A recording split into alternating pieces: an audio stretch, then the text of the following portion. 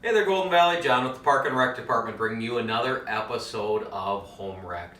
Here we are entering into another Memorial Day weekend, and as we are transitioning into the unofficial start of summer with this holiday weekend, it is exciting to see that our Park and Rec Department is starting to bring back some of our outdoor programs for you and your families to participate in.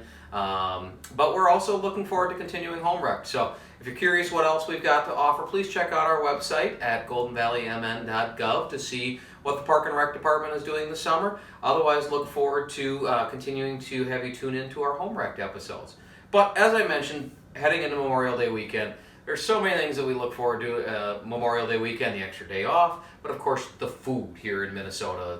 Memorial Day weekend is known for those fun gatherings. Hopefully that you are being safe with any gatherings that you may have. But I'm going to introduce one of my favorite foods to bring to these type of things, and one of my family's favorites as well. It is actually a buffalo chicken dip, homemade, that I put together. It's very simple, a few simple ingredients. We've got chicken, 4 chicken breasts. It can be canned chicken, it can be chicken breasts that you shred up. In this instance, I actually had some pheasant at home, and I threw a whole pheasant in a crock pot last night, shredded it up after it being cooked, so it's pre-cooked and ready to roll.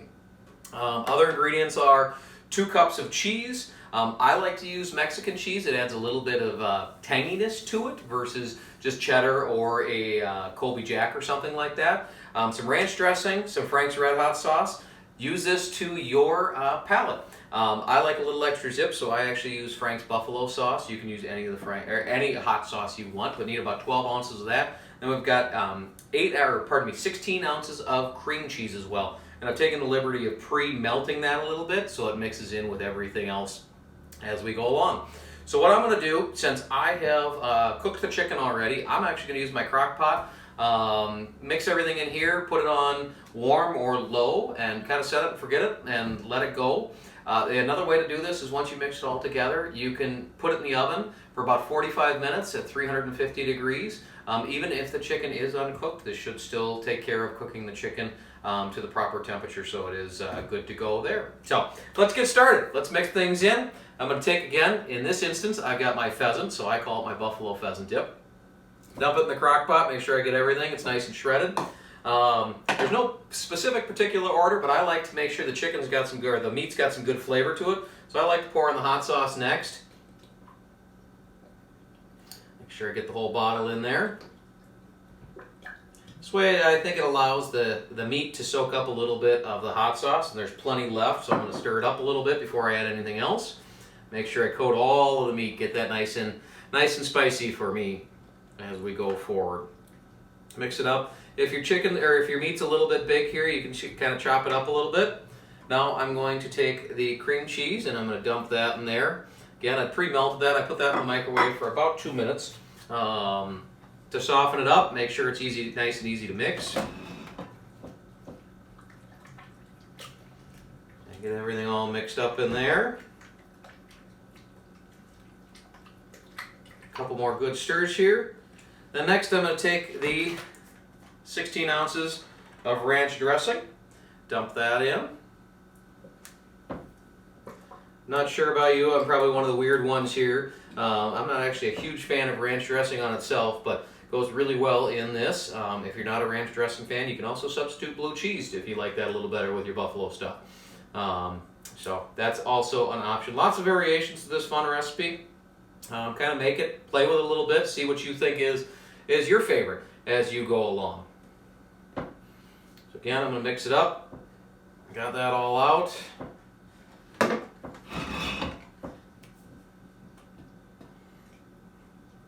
One of the things that it helps to melt the cream cheese nice and good is otherwise you'll find chunks of cream cheese in here rather than mixing in well with everything else. So that's why it's always good to melt that, or I've found it. Not that there's anything wrong with doing it the other way.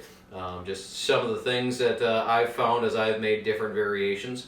Talked about the 4 chicken breasts. The other thing you can do, like I said, I used a whole pheasant in this instance. So if you want to get a whole chicken and throw that in the crock pot like I did for this, when I do that, all I do is I put it in overnight on low or warm, put a little oil and water in and just let it cook it up so it falls apart in the morning, then take it apart and pick all the bones out and make it ready to go. So last step we're going to do here is I'm going to dump in the cheese. Again, I use the Mexican cheese. I like that little tangy taste to it over just regular shredded cheese. It's 2 cups of shredded cheese that go in here.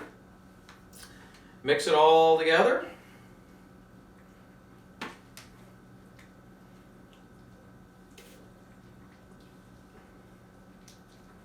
And again, once it's done, you can throw it in the oven if you want at about 350 degrees for about 45 minutes.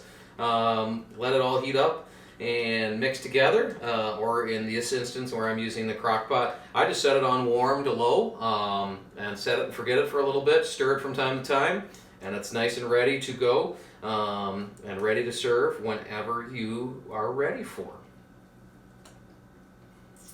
So once again, this is the recipe for the buffalo pheasant dip in this case, or buffalo chicken dip. Taking some hot sauce, Frank's Red Hot Sauce, ranch dressing, 2 cups of cheese, some chicken, as well as some cream cheese. Mix it all up, throw it in there. I'll give you a quick look. There it is, if you can see that from over there. Otherwise, again, appreciate you tuning in for another episode of Home Rec. Continue to look for us as we provide more of these throughout the summer, and hopefully we look forward to seeing you in some of our local parks this summer. Thanks again, and take care. Have a great holiday weekend.